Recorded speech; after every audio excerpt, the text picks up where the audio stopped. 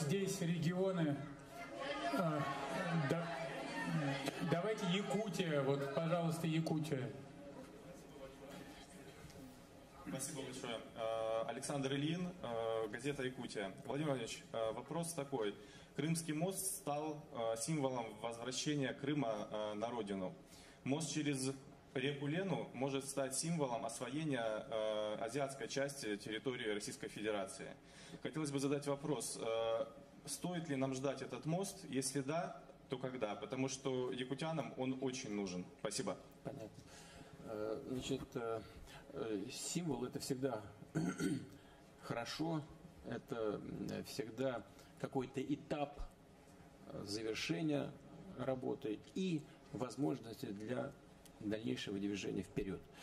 В этом смысле Крымский мост и то, и другое. Согласен с вами, это и символ воссоединения Крыма с Россией, это и возможности для развития полуострова. Именно возможности для развития. Это очень важно. Но то же самое относится и к мосту через реку Лену.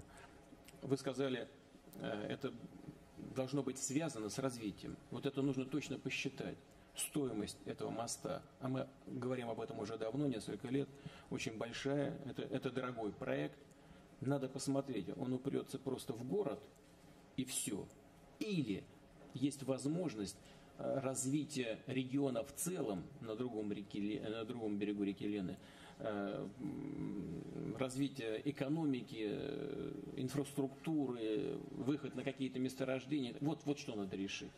Надо решить, надо сопоставить расходы и конечный результат для экономики региона в целом.